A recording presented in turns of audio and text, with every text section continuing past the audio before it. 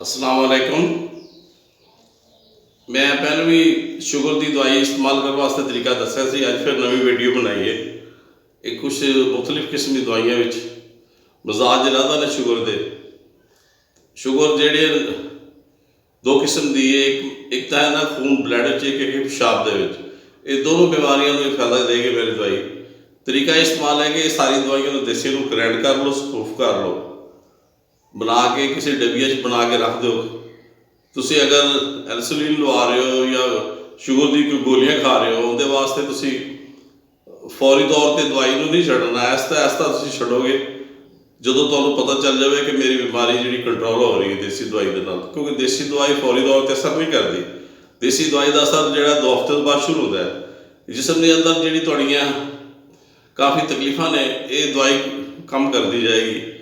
कमजोरी भी, पैरों की तलियां अग लगती है या पैरों के रींगन कीड़ियाँ चलदियाँ ने या पैर सुन्न हो जाता है, प्यास ज़्यादा लगती है, ये अलामत साड़ी दवाई जी बिल्कुल सुकून देगी तो आराम देगी। जिसम में दर्द भी नहीं होने देगी, दर्द रोक देगी।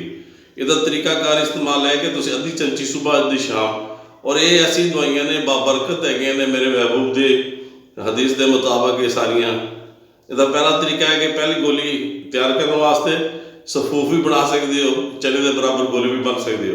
अजवैन है देसी, अजवैन 2 किस्म की, एक खरसानी एक देसी।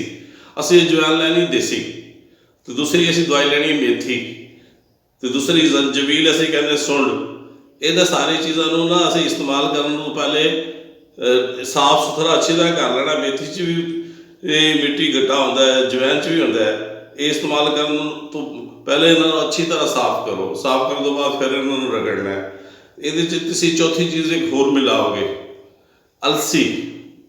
अलसी तुम बरीक पीस लेना। इस्तेमाल करने तो बाद सारी चीज़ों बराबर बराबर तरीका इस्तेमाल तो पहले दसिया है कि पैप्सी का एक ढक्कन लै लो खाली। हर दवाई को लादा लादा पीस के कप च रखो। जो तुम दवाइयां मिला के इस्तेमाल करनिया ने, हर दवाई का मकदार एक एक ढक्कन पाते जाओ। जो तुम पहला ढक्कन पाओगे फिर दूसरा पाओगे, जिनी दवाई थोड़ी पाई तो पता चल जाएगा कि दवाई ज़्यादा है कि थोड़ी। इसका सफूफ मुकम्मल करके मुस्तकिल इस्तेमाल करो। 41 दिन इस्तेमाल करना है, ठंडे पानी ना इस्तेमाल करना है। अगर ज़्यादा शुगर है कि 2 टाइम नहीं तो 1 टाइम, ये लाजमी इस्तेमाल करो। ये थोड़ी शुगर बिल्कुल कंट्रोल हो जाएगी।